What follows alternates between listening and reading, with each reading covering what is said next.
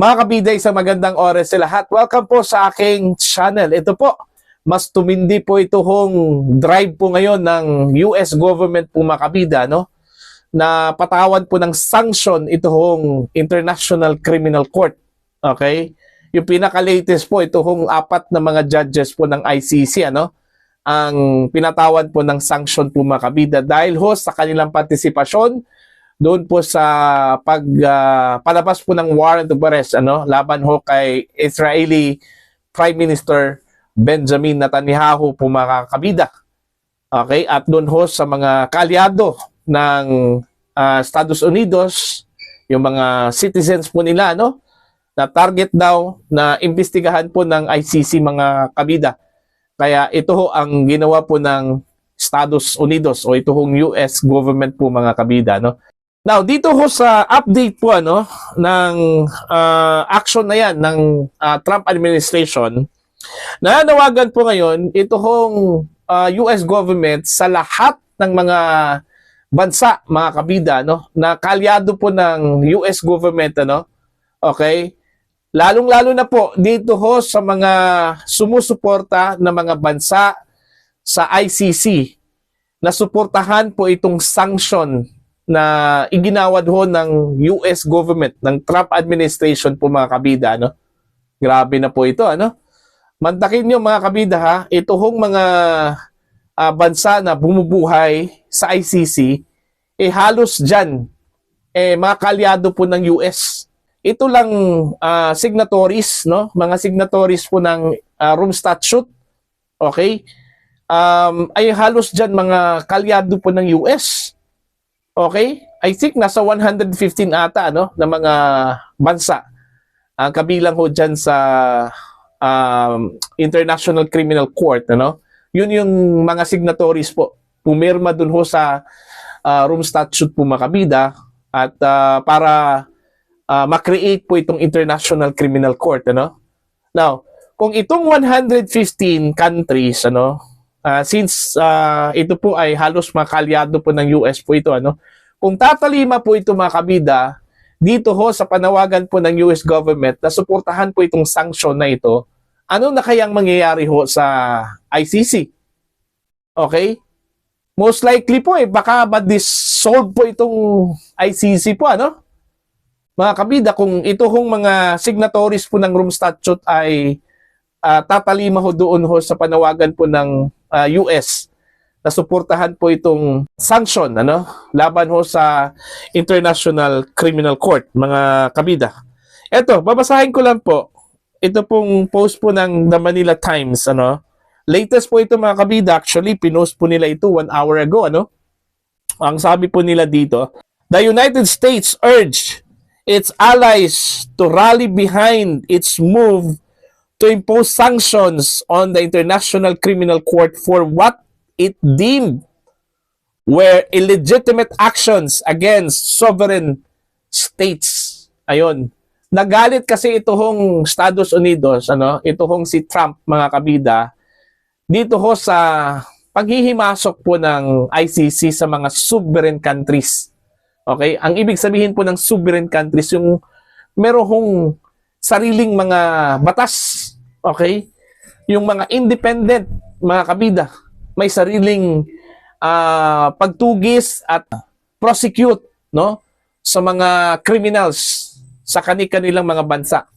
Okay? Kagaya na lang po sa Pilipinas, Ito, konkretong example po ito, mga kabida. Ang Pilipinas po ay isang sovereign state 'yan. Okay? May sariling batas, may sariling konstitusyon, may sariling gobyerno, mga kabida. At buhay na buhay yung batas at justice system po ng Pilipinas. Pero anong ginawa po mga kabida ng ICC? Nang himasok po, kahit hindi na po tayo miyembro po ng ICC mga kabida, nang himasok pa rin. Pumunta sa Pilipinas, nag-conduct ng investigation, at hindi pa po kontento, naglabas po ng warrant of arrest at hinuli ang dating Pangulong Rodrigo Roa Duterte, mga kabida. Yan din yung nangyari ho sa Israel at saka sa Russia. Ito po yung matindi sa Russia at saka sa Israel, mga kabida. Kasi hindi sila mga miyembro po ng ICC. Hindi po sila signatories po mga kabida ng Rome Statute. Pero nangialam pa rin ito ICC sa kanila. Naglabas po ng warrant of arrest ito pong International Criminal Court, okay? Laban kay Israeli Prime Minister Benjamin Netanyahu at yung kanyang parang chief of staff ng kanilang armed forces po mga kabida at kay Russian President Vladimir Putin. Okay? Kaya dahil dyan, nagalit po itong Estados Unidos at meron pa pong pagbabanta po mga kabida na imbestigahan itong mga American troops na sangkot doon sa Afghanistan War, mga kabida. Okay? Kaya mas lalo nagalit si President Donald Trump. At ni-reiterate po niya yung kanya sanction nung previous administration niya, nung first term po niya mga kabida. Okay? Kasi hindi naman po ito bago yung sanction na kanya ipinataw po sa International Criminal Court. Pangalawa na po ito.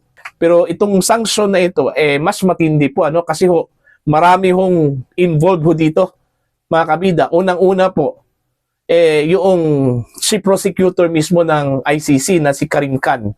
Siya yung una casualty dito mga kabida Then pangalawa, ito 4 na mga judges po ng ICC. Hindi pa po natin alam kung meron pa pong susunod dito mga kabida. Okay? Now, dahil seryoso po itong US mga kabida na patawan po ng sanction and most likely baka gusto po ng US na mawala po itong International Criminal Court Kasi po ang tingin ng US dito parang na-politicize na raw ito pong International Criminal Court, mga kabida.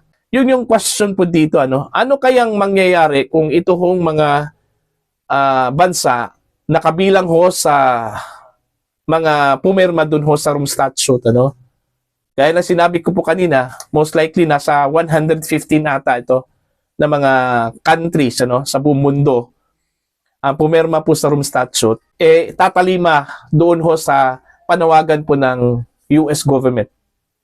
Anong mangyayari sa ICC? Para sa akin po, ang tingin ko po madidissolve talaga yan, mga kabida. Madidissolve talaga yan. Dahil yun nga hindi na po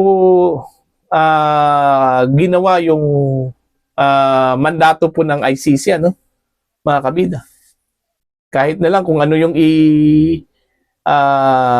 ipa-file po na reklamo po doon, automatic po na iimbestigahan, Okay? Hindi man lang isinalang-alang po yung rason kung bakit po ginawa po ng isang bansa ang isa pong paglusob, Okay? Kagaya po ng Israel, alam naman po natin na dekada-dekada na po. In fact, century na po yung tagal ng bangayan po dyan, sa pagitan po ng Israel at ilang Arab countries na nakapalibot po sa kanila, na nakapaligid po sa kanilang bansa, mga kabida. Okay? Etong sa Pilipinas, ito ginawa po nila kay Digong. Parang ito yung naging project po ng ICC, para maging relevant ito ICC ulit. Kasi nung ginawa po nila yung paglabas po ng warrant of arrest against Netanyahu at saka Putin, walang silbi Parang irrelevant yung dating dun sa International Criminal Court. Kasi wala naman po silang pwedeng gawin po dun na para mahuli po nila. Okay? Ano bang kakayahan po ng ICC para hulihin ito si Putin? Ano bang kakayahan pong hulihin ng ICC ito si Netanyahu? Who is backed by the United States of America, the most powerful country in the world. At kapag ma-dissolve po ito ICC, ang biggest beneficiary dito mga kabida, wala pong iba. Ito si dating Pangulong Rodrigo Roa Duterte. Kasi alam naman po natin nakulong po ngayon si FPRRD ngayon dyan sa detention cell po ng International Criminal Court, mga kabida. Okay? At hindi pa po natin alam kung kailan po ito matatapos.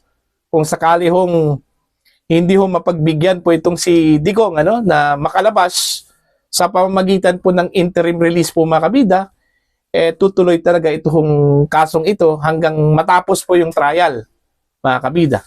Okay? Now, in the event na susunod po itong mga bansa na ito, itong 115 countries na bumubuhay ho dito sa International Criminal Court, mga kabida. Ito hong mga signatories ho ng Rome Statute. Okay? Posible kayang madidissolve ito hong ICC, mga kabida. Pag ito po ang mangyayari po, mga kabida, kagaya na sinabi ko po kanina, the biggest beneficiary dito sa pag-dissolve sa International Criminal Court ay ito hong si dating Pangulong Rodrigo Roa Duterte.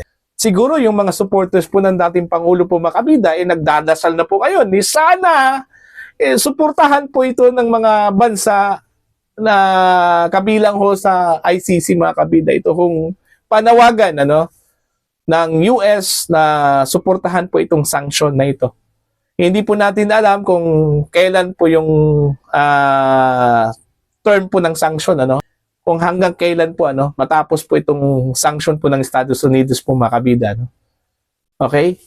So yun yung matindi, Yun yung kumbaga matinding epekto dito ho sa pagsuporta po ng mga kalyado po ng mga bansa sa Estados Unidos, mga kabida, sa kanila hong sanction sa International Criminal Court. Ang perception kasi ngayon, mga kabida, sa ICC ay parang na-politicize na kasi, Okay? Para bang hindi na po yung original na mandato ho ng ICC yung sinusunod po nila, mga kabida. Politika na po. Okay? Basta lang mayroon pong magsampa po ng kaso dun kahit na po walang katuturan na kaso, mga kabida, Yun. Papatulan yan, ng International Criminal Court. Okay? Kahit na hindi ho nila sakop, wala ho silang jurisdiction, nangingialam pa rin, mga kabida. Okay? Nagko-conduct ng investigasyon kahit na hindi po nila sakop. Wala ho sa kanilang mandato, Yun nga sinabi ko po kanina, ginawa kong example, ito pong Russia at saka ito hong Israel, In fact, ito hong mga sundalo po ng US na involved ho doon sa Afghanistan, parang inattempt na imbestigahan po, mga kabida. Kaya nga yun, pumalag itong US. Bakit ka po mag-imbestiga? Na wala ka pong jurisdiction na mag-imbestiga, hindi kami miyembro, Parang yun yung contention po ng US government, mga kabida, dito ho sa ang term po nila na ginamit is illegitimate action ng International Criminal Court. Okay? So, yun.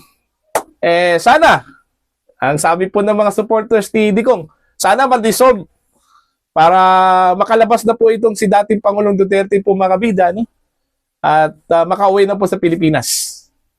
Okay? So para po sa inyo, ano po ang inyong pananaw at tingin ho dito, mga kabida? Please comment down. Sa mga hindi pa po subscribers sa aking channel, please subscribe. Just click the subscribe button, click the notification bell, click all para updated pa kayo sa aking mga uploads. Maraming salamat po sa inyong lahat, mga kabida.